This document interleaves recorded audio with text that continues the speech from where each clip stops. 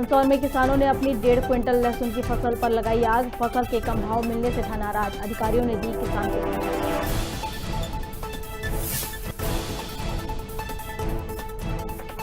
मध्य प्रदेश शासन के मंत्री गोपाल भार्गव के बेटे अभिषेक ने वंशवाद को लेकर किया पोस्ट। लिखा, पंचायत चुनाव में न चले वंशवाद, एक परिवार नहीं हो सकते दो बार।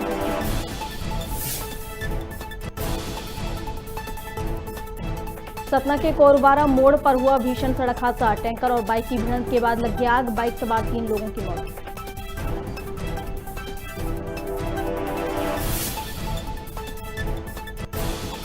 बलरामपुर पुलिस को मिली बड़ी सफलता। नशीले कफ सिरप और टैबलेट किए जब्त, एक युवक को भी किया गिरफ्तार।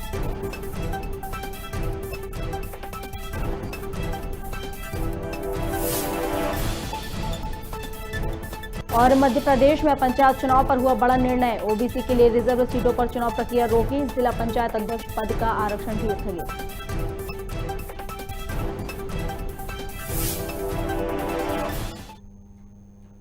नमस्कार, खबर भारत देख रहे हैं आप। मैं हूं आपके साथ प्रियंका। चलिए बढ़ते हैं खबरों की ओर।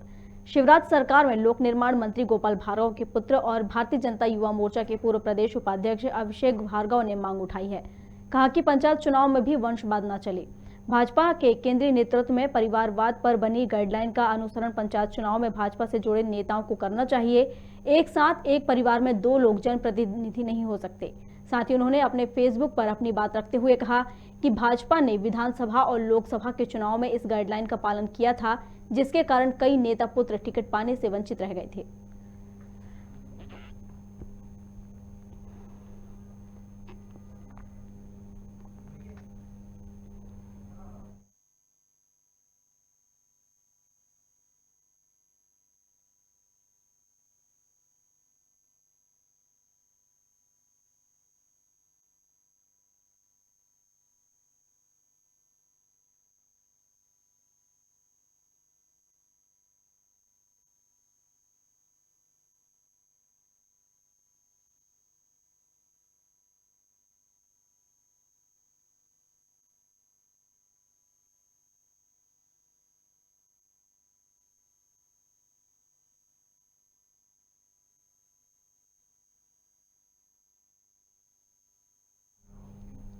राजधानी भोपाल में कांग्रेस कार्यकर्ताओं ने न्यू मार्केट में महंगाई के विरोध में जन जागरण अभियान चलाया। वहीं पूर्व मंत्री और विधायक पीसी शर्मा ने कहा कि अभियान की थीम महात्मा गांधी की पदयात्रा पर है, जिसके जरिए लोगों के अंदर जन जागरण करना है कि मनमोहन सिंह की सरकार जब 2014 में थी, उस वक्त एक्साइज टैक्स 9% था और आज 32% है। इसलिए रसोई गैस 1000 हो गई है और डीजल पेट्रोल 100 के पार चला गया है।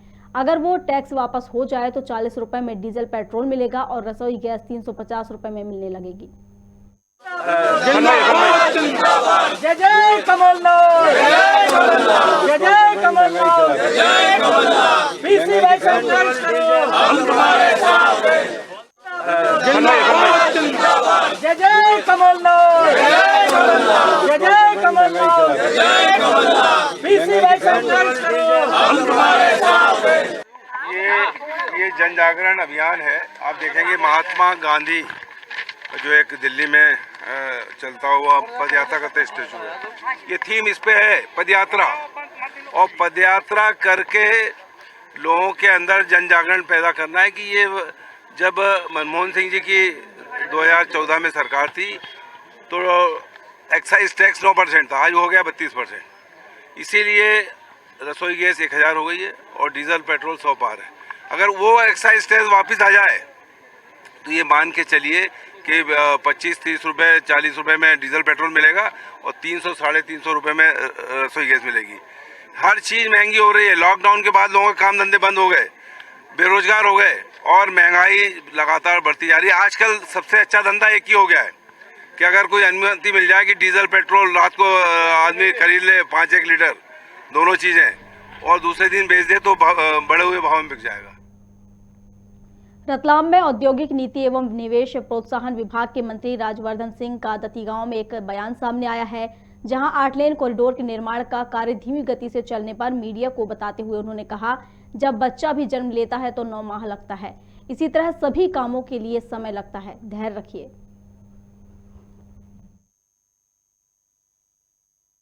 काम धीमी गति से हो रहा है, बच्चा भी जन्मता है तो 9 महीने लगते हैं, एक प्रक्रिया रहती है हर चीज़ की।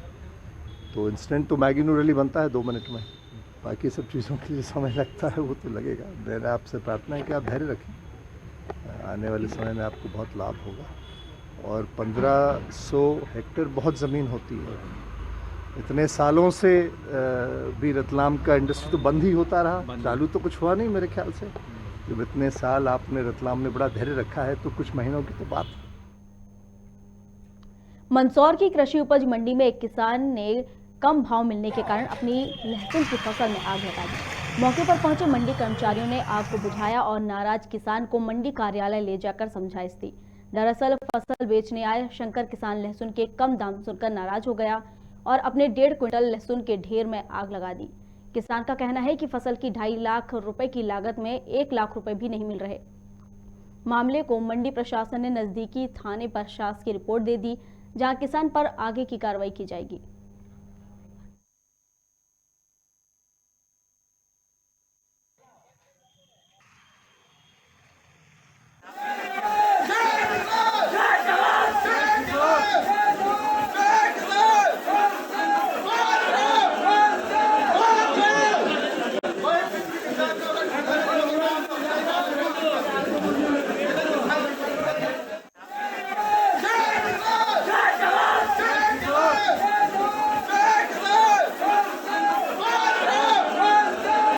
हुआ ये सर, हमें जो उम्मीद थी कि हमें क्या मूल्य मिलना चाहिए वो नहीं मिला, मतलब जो हमें मिलना था वो नहीं मिला।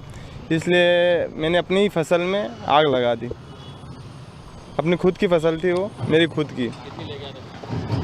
1.5 क्विंटल के लगभग थी सर। और भी किसान हैं, बहुत सारे हजारों किसान हैं मंडी में। क्या लागत बैठी थी और कितना मिल रहा है? सर मेरा उसमें 2.5 लाख का मैंने लागत लगाई थी और मेरा 1 लाख रुपए आए सिर्फ। मेरी जो मैंने लागत लगाई वो भी मुझे नहीं मिला। इसकी वजह से मैंने जो आया 1 लाख रुपए आ रहे, मैंने कहा कि दही तो लगा दिए, वो आ रहे उसमें क्या है और लगा दो इसमें भी। जब घाटे का सौदा हो रहा है तो घाटे का करके ही क्या करना है भाई, जो घाटे का सौदा लेके ही क्या करो। इसलिए मैंने अपनी फसल में आग लगा दी सर। मामला ये है साहब कि जैसे हमने 10:30 बजे हमारा एक्शन शुरू हुआ नीलाम का। हमें नीलाम प्रभारी द्वारा सूचना दी गई है कि भाई मंडी में किसान ने अपनी फसल पे आग लगा दी है। इसके बाद हम मौके पे गए हैं, उसको आग को हमने इसलिए 1 आध बाल्टी पानी डलवा के बुझवाई ताकि दूसरे किसान का वो फसल पे नुकसान ना हो। इसके बाद तत्काल किसान से पूछा गया कि भाई ऐसा क्यों, कि आपके द्वारा जो किया गया था ऐसा क्यों किया गया, तो कि हमारी मर्जी, हमारी फसल है, हम कम रेट मिल रहे इसलिए हमारी फसल पे आग लगा रहे हैं। इसके बाद हम उसको मंडी कार्यालय हमसे सचिव महोदय के समक्ष लाए उस किसान को। इसके बाद हमने थाने में इन्फॉर्म कर दिया गया। अशोकनगर में त्रिस्तरीय पंचायत चुनाव के बीच सुप्रीम कोर्ट ने ओबीसी आरक्षण खत्म करने का आदेश और बिना ओबीसी आरक्षण के पंचायत चुनाव कराने का निर्णय आने के बाद ओबीसी महासभा का गुस्सा फूट पड़ा। इस दौरान बड़ी संख्या में ओबीसी महासभा के साथ अनुसूचित जाति के लोग ज्ञापन लेकर कलेक्ट्रेट पहुंचे और जमकर नारेबाजी की। ओबीसी महासभा ने पिछड़ा वर्ग को 51% आरक्षण देने, अनुसूचित जाति को 8% आरक्षण के विरुद्ध उनकी जनसंख्या अनुसार 16% आरक्षण दिए जाने और अनुसूचित जनजाति को 14% के स्थान पर 20% आरक्षण दिए जाने की मांग ज्ञापन में की है।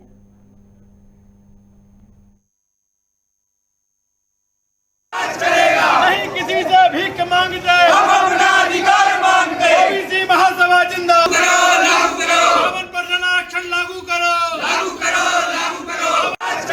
नहीं किसी से भीख मांगते, हम अपना अधिकार मांगते। ओबीसी महासभा जिंदाबाद, लागू करो, 52% आरक्षण लागू करो। हाल ही में हमारे मध्य प्रदेश में जो पंचायत चुनाव चल रहे हैं, उन चुनाव में कल माननीय सुप्रीम कोर्ट से एक फैसला आया है कि मध्य प्रदेश में पिछड़ा वर्ग आरक्षण नष्ट कर दिया गया है। उसको लेकर हमारे ओबीसी महासभा के साथ साथ और भी हमारे तमाम SC/ST के साथी आए और जो चुनाव में हमारे प्रत्याशी चुनाव लड़ रहे थे, तो सारे प्रत्याशियों से मिलकर हमने आज माननीय मुख्यमंत्री जी को ज्ञापन सौंपा है। क्या मांगे रखी आपने? हमने मांगे रखी, हमारी मध्य प्रदेश में 2011 की जनगणना करते 51% आबादी, हमें 51% आरक्षण चाहिए। जबकि सुप्रीम कोर्ट ने अभी डिसीजन दिया कि हमें मध्य प्रदेश में जो 14% आरक्षण के हिसाब से चुनाव हो रहा है तो वो भी रद्द कर दिया। जबकि आबादी हमारी मध्य प्रदेश में 54% है, तो 2011 में 51% सरकार ने मानी है। तो ये मांगे और SC/ST का भी आरक्षण कम कर दिया, उनको लेकर हमने आज मुख्यमंत्री जी के नाम ज्ञापन दिया ओबीसी महासभा के बैनर तले।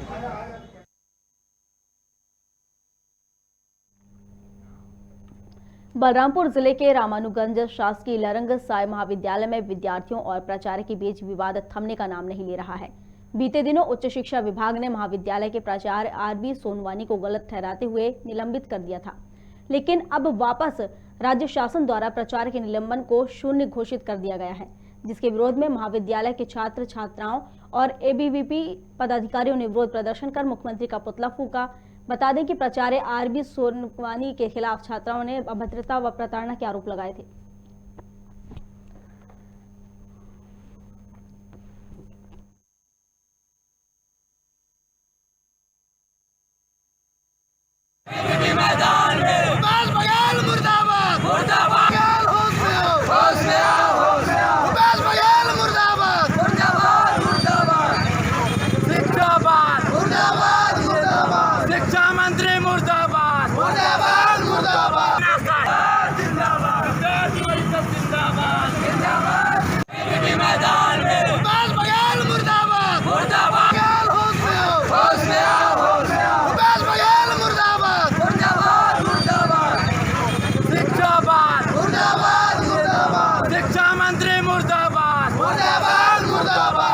रामानुगंज इकाई के द्वारा हमारे प्रदेश के माननीय मुख्यमंत्री भूपेश बघेल जी का पुतला दहन किया गया। जैसा कि हमारे कॉलेज में छात्राओं ने हमारे महाविद्यालय के प्रभारी प्राचार्य डॉक्टर आरबी सोनवानी के खिलाफ अभद्र व्यवहार, भविष्य खराब करने की धमकी जैसे अन्य आरोप की शिकायत किया गया था। जो भी जांच टीम गठित होकर के जांच करने आई गई, वो सारे आरोप पुष्टि हो चुकी थी और माननीय प्राचार्य साहब का 26 नवंबर 2021 को निलंबन आदेश आ चुका था, लेकिन उसके बाद भी फिर से उच्च शिक्षा विभाग के द्वारा उस निलंबन आदेश को शून्य कर दिया जाता है, जिसके विरोध में आज हम लोगों के द्वारा माननीय मुख्यमंत्री जी का पुतला दहन किया गया। तकरीबन 2 बजे लरंग साय चौक पर एबीवीपी कार्यकर्ताओं द्वारा पुतला दहन का कार्यक्रम की योजना थी। इस संबंध में वहाँ पे पर्याप्त पुलिस बल लगाया गया था, जिस पर लरंग साय चौक पर पुतला दहन की कार्रवाई नहीं हो सकी। इसके अलावा ये जानकारी है कि भारत माता चौक पर कुछ लोगों द्वारा पैरावट में आग लगाकर विरोध प्रदर्शन किया गया था, जिन्हें रोका गया पानी डालकर और बुझाया गया तो आग को, लेकिन पुतला दहन की कार्रवाई को हमने रोक दिया था। शिवपुरी के देहा थाना क्षेत्र के अंतर्गत मनोज सेन द्वारा खुलेआम सट्टे का कारोबार चलाया जा रहा है। वहीं एक ऐसा मामला सामने आया है जहां एक व्यक्ति ने 10 रुपए का सट्टा लगाया, जिसके बाद वह सट्टा जीत गया और अपने पैसे लेने मनोज सेन के पास गया तो मनोज सेन ने आदमी को पैसे न देकर वहां से भगा दिया। वहीं आदमी ने पूरी समस्या को एक वीडियो में रिकॉर्ड करके वायरल कर दिया।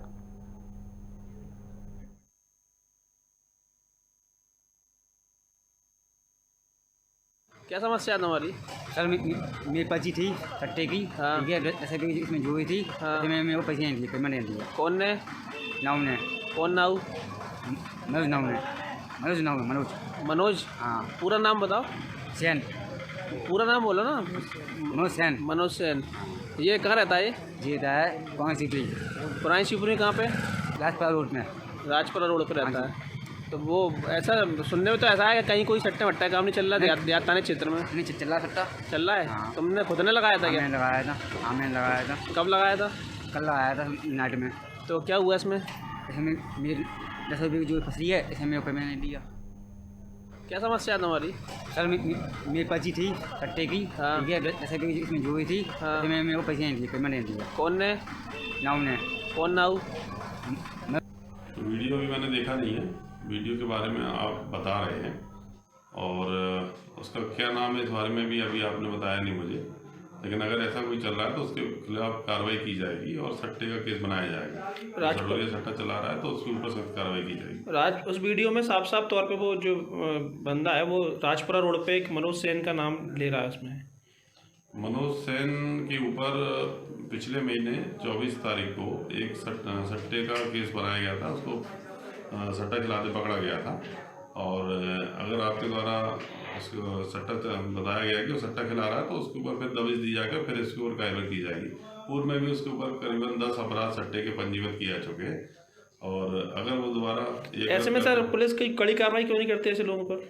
सट्टा खिलाने वालों पर सट्टा की कार्रवाई और उनके प्रति प्रतिबंधात्मक कार्रवाई की जाती है, जो इसके ऊपर की जा रही है, पहले भी की जा चुकी है, दोबारा भी की जा रही है। शिवपुरी में बीते कई दिनों से चल रही नगरपालिका के सफाई कर्मचारी की हड़ताल खत्म हो गई है। कर्मचारी अंशकालीन कर्मचारी को कलेक्टर वेतनमान देने की मांग पर अड़े हुए थे। मामले को देखते हुए स्वयं कलेक्टर अक्षय कुमार सफाई कर्मचारियों के बीच पहुंचे और उनसे बातचीत की। समझाइश के साथ कलेक्टर ने सफाई कर्मचारियों को लड्डू खिलाकर हड़ताल समाप्त करवा दी।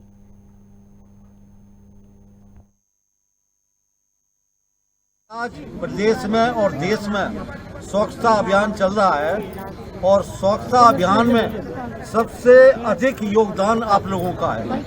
तो मेरा निवेदन ये है कि अभी जो काम कर रहे थे उससे तन मन से और लगन के साथ स्वच्छता अभियान को सफल बनाएं।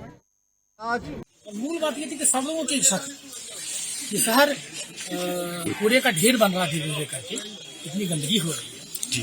शहर के लोगों की इतनी नाराजगी है, इतनी पीड़ा है, उस पीड़ा को सब लोगों ने समझा है और मूल भावना वह थी जिसकी वजह से ये हो।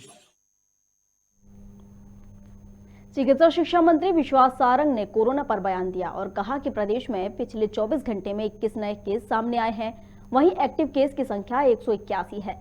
साथ ही लक्ष्य है कि दिसंबर के अंत तक सभी को पूरी वैक्सीन कर ली जाए। वहीं पंचायत चुनाव को लेकर कहा कि सुप्रीम कोर्ट ने राज्य निर्वाचन आयोग को निर्देश दिए हैं, इस पर हमारा बोलना उचित नहीं होगा। सरकार को जो भी निर्देश मिलेंगे उसका हम पालन करेंगे। साथ ही विधानसभा सत्र को लेकर कहा कि कांग्रेस नेताओं और विधायकों से अपील है कि वे सदन की कार्रवाई को अच्छे से चलने दें, हंगामा करके सदन की कार्रवाई को प्रभावित न करें। कल कोरोना के लगभग 60,463 हमने टेस्ट किए हैं, जिसमें से 21 पॉजिटिव आए हैं। अब टोटल मिलाकर मध्य प्रदेश में 181 एक्टिव केस हैं। ये बात सही है कि रोज़ पॉजिटिव केसेस की संख्या में बढ़ोतरी हो रही है, पर किसी भी तरह के नए वेरिएंट की मध्य प्रदेश में कोई खबर नहीं है। जैसा हमने पहले कहा है कि दिसंबर के महीने में जो पॉपुलेशन है उसके जो एलिजिबल पॉपुलेशन रहेगी उसको हम दिसंबर के महीने में पूरी तरह से वैक्सीनेट करना चाहते हैं और उसके लिए हमारा जो 2 दिन पहले 10वां महा वैक्सीनेशन अभियान था बहुत सफल रहा। हम फिर से एक बार पूरे प्रदेश में ऑक्सीजन प्लांट की मॉक ड्रिल करने वाले हैं। हमने ये भी सुनिश्चित किया, सेकेंड वेव के समय हमने थर्ड वेव की तैयारी में एक बहुत महत्वाकांक्षी निर्णय लिया था और उसको अब हम अमली जामा पूरी तरह से पहनाने वाले हैं। हम सरकारी हमारा जो मेडिकल इंफ्रास्ट्रक्चर है उसका तो स्ट्रेंथन, उसका सुदृढ़ीकरण तो हमने विगत दिनों में किया है। हमने बिस्तरों की संख्या में इजाफा किया है। देखिए, हम हर समय विधानसभा के मंच को सकारात्मक रूप से जनता की समस्याओं के हल के लिए उपयोग करना चाहते हैं। हमारा मानना है कि लोकतंत्र में वो व्यवस्था जिसमें हर जनप्रतिनिधि की अकाउंटेबिलिटी निश्चित होती है, उस व्यवस्था को हम पूरी तरह से ताकत के साथ जनता की सेवा के लिए उसका उपयोग करें। इसलिए ये विधानसभा सत्र मध्य प्रदेश की जनता के कल्याण और प्रदेश के विकास के लिए माननीय सुप्रीम कोर्ट का निर्देश है, वो निर्देश चुनाव आयोग को दिया गया। इस विषय पर मेरी टिप्पणी करना उचित नहीं है क्योंकि संवैधानिक व्यवस्था के हिसाब से चुनाव का निर्णय चुनाव आयोग को करना है, इसलिए इस पर मैं कोई टिप्पणी नहीं कर रहा। बलरामपुर जिले के बसंतपुर थाना पुलिस को बड़ी सफलता हाथ लगी है। पुलिस ने भारी मात्रा में नशीले कफ सिरप और टैबलेट के साथ एक युवक को गिरफ्तार कर लिया है। वहीं लगभग 1 सप्ताह में नशीले पदार्थों का कारोबार करने वाले कुल 5 युवकों को पुलिस ने गिरफ्तार किया है। इसके साथ ही भारी मात्रा में नशीली दवाइयां भी जब्त की हैं।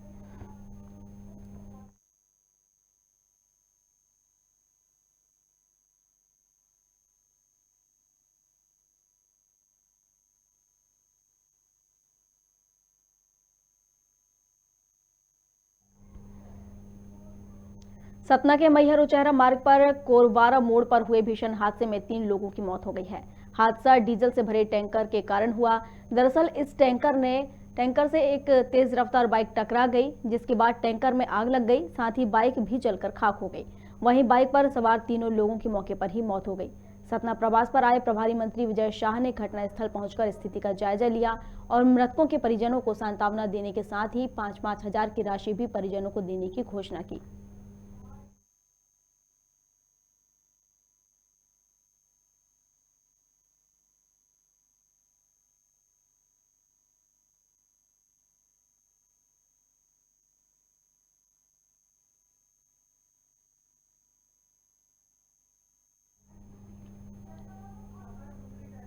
छत्तीसगढ़ में तमाम विकास खंडों के साथ रायपुर में भी सहायक शिक्षक वेतन विसंगति को लेकर लगातार सरकार के खिलाफ धरना प्रदर्शन कर रहे हैं।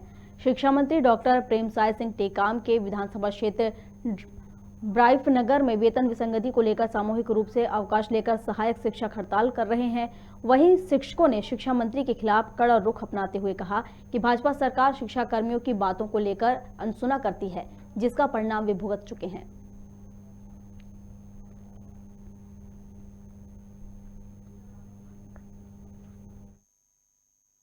सर, इसके बारे में मैं आपको साफ तौर पर बता देना चाहता हूं कि जब भाजपा की सरकार थी, उन्होंने हमारे साथ धोखा किया था, तो चुनाव में क्या हुआ उनके समझ में आ गया।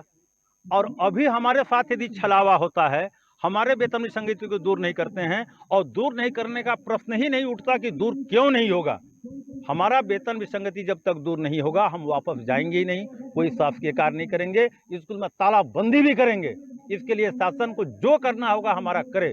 चूंकि मुख्यमंत्री महोदय ने हमें बोला था चुनाव के समय कि वर्ग 1 और 2 को डॉक्टर रमन सिंह ने पैसा दिया और सहायक शिक्षक को झुंझुना पकड़ा दिया। आशीष जी, या मैं सारे अपने साथियों को बताना चाहता हूं कि इस तरह के कई वादा खिलाफी सरकार ने किया है। और मैं आपको चुनाव के बारे में बता देना चाहता हूं कि समय आएगा तो सरकार को पता चल जाएगा कि सहायक शिक्षक में कितना दम है। कोरिया जिले के भरतपुर में अवैध रेत खनन को लेकर पिछले 13 दिनों से धरने पर बैठे ग्रामीणों और आम आदमी पार्टी का अनिश्चितकालीन धरना खत्म हो गया है। ग्रामीणों का आरोप है कि ठेकेदार नियमों को ताक पर रखकर हैवी मशीनों के जरिए जंगल की नदी से अवैध तरीके से रेत उत्खनन कर अन्य राज्यों में भेज रहा है, जिसको लेकर एसडीएम कार्यालय का घेराव कर ज्ञापन सौंपा गया। लेकिन मामले में कार्रवाई नहीं होने पर आम आदमी पार्टी ने ग्रामीण को साथ मिलकर धरना प्रदर्शन किया। वहीं एसडीएम ने जल्द टीम गठित अवैध खनन की जांच कर आश्वासन दिया है। प्रशासनिक अधिकारी के समझाइश के बाद ग्रामीणों ने धरना समाप्त किया।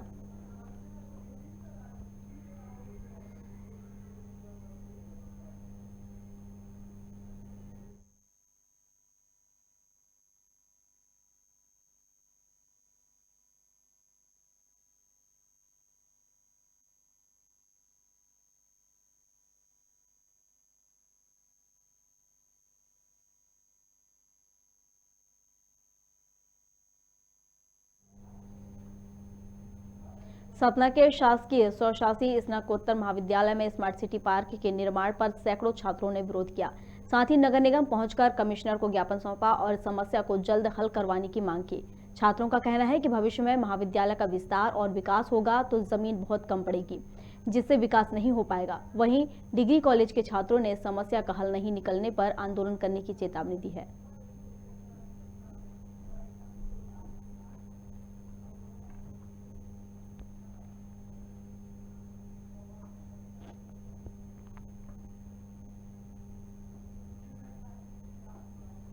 सुजालपुर में नगर पालिका परिषद ने भारत शासन और राज्य शासन के स्वच्छ भारत अभियान मिशन के अंतर्गत सफाई कर्मचारियों का स्वास्थ्य परीक्षण शिविर का आयोजन किया।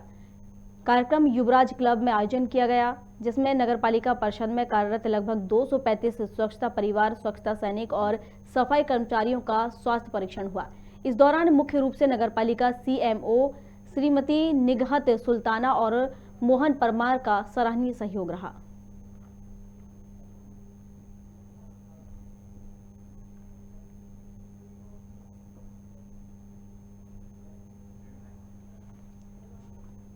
पलेरा में बखतपुरा की महिला प्रत्याशी ने सरपंच पद के लिए नामांकन फॉर्म जमा किया। बैलगाड़ी से आई महिला प्रत्याशी ने गाजे बाजे के साथ अभिलाषा दिनेश कुमार निरंजन जनपद कार्यालय पहुंचकर नामांकन दाखिल किया। ग्राम पंचायत में विकास के मुद्दे को लेकर कहा कि बख्तापुर मूलभूत सुविधाओं से वंचित नहीं रहेगा। वहीं उन्होंने पूर्व सरपंच के ऊपर भ्रष्टाचार के गंभीर आरोप लगाए हैं। हजारों की संख्या में महिला प्रत्याशी के साथ समर्थित जितेंद्र अजरिया गजेंद्र राजपूत सहित भारी संख्या में ग्रामीण और किसान उपस्थित रहे।